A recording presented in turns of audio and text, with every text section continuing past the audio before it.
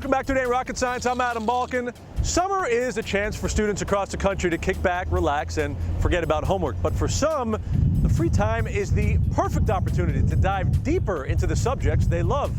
Taralyn Wagner checks out how one group of young girls is putting a whole new spin on summer camp.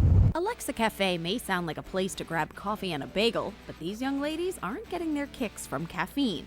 Here, it's all about science, technology, engineering, and math. Alexa Cafe actually started because Sheryl Sandberg and Susan Wojcicki came to ID Tech and asked them to start a girls' camp.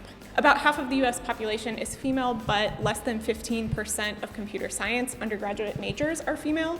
So Alexa Cafe is trying to change that equation. Techies can choose from a variety of courses, including computer programming, filmmaking, and web design. You make a really cool game and then you get to share it with people. I am making a website about you can create your own outfits and accessories, and then if you purchase the outfit, the same outfit will go to someone who needs it. I had a camper that came in last week that literally made her entire website the first day. I didn't know this stuff when I was in high school, and they know it already, and they're younger than I was. I teach them something, and they commit it to memory immediately.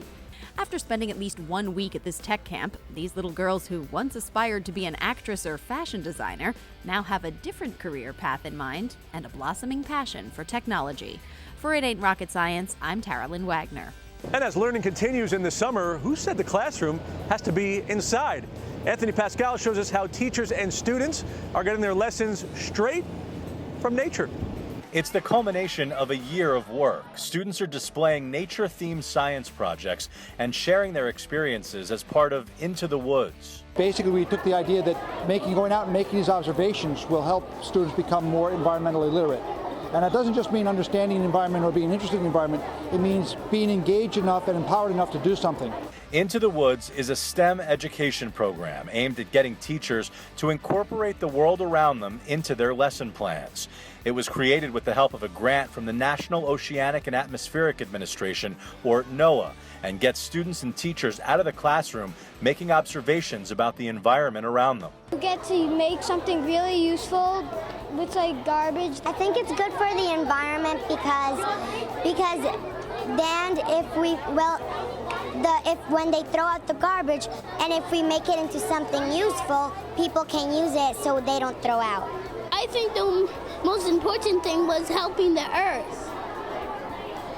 And like so it doesn't get covered in garbage and like there's no pollution. All the students were very, very enthusiastic about doing a play about reduce, reuse, recycle and the elements and how everything works together on Earth. And they worked so well together, and we got to go outside. So you'll see many of the projects here, there's no one particular project. There's butterflies, there's birds, there's trees, there's soil. If they were interested in butterflies, they are creating butterfly gardens to help butterflies in their area. It's sustainable, and it also gets the kids beyond just, oh my gosh, this animal's in trouble. Oh no, this animal's in trouble, but I can do something about it. It empowers them. The program is in the third year of its 4-year NOAA grant. Organizers hope to extend the environmental education initiative beyond 2016. For It Ain't Rocket Science, I'm Anthony Pascal.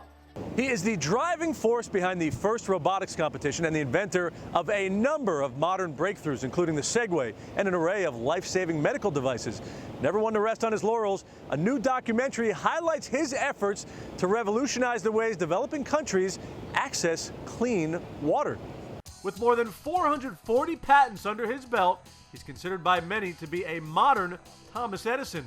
Dean Kamen puts his ingenuity to work dreaming up products to improve people's lives, from the Segway to portable insulin pumps, but few know of his work over the past 15 years to develop an effective way to clean up the world's water supply. And that's where director Paul Lazarus came in to tell the story of Slingshot. I really wanted to see if it was possible to get from inside his head to reality, because everybody covers stories about technology when it's finished.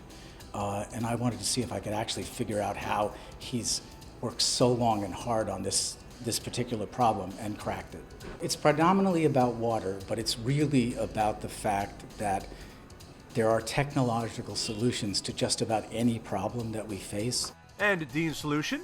this device that purifies water by heating it and reusing the thermal energy to continue powering the device. By recycling all of that energy, we reduce the requirements for this machine from 25,000 watts, which is about 20 houses worth of power, to less power than a handheld hairdryer. So now you take our machine and you plug it into any normal outlet in a typical home, and it uses a little bit of power.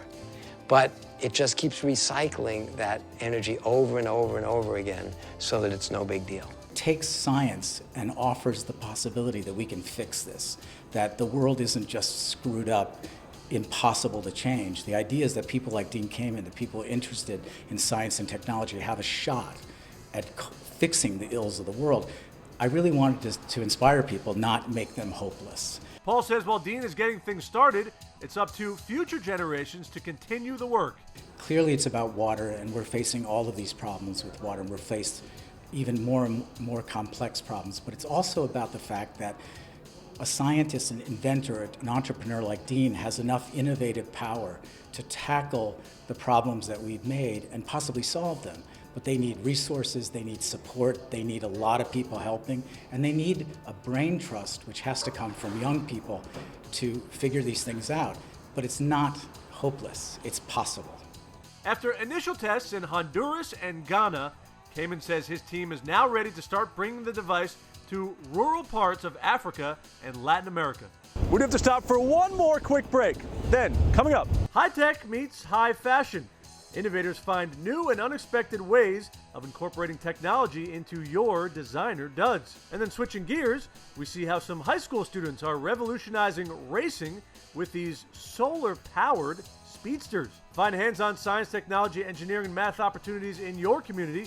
Visit theconnectory.org, made possible by Time Warner Cable's Connect a Million Minds.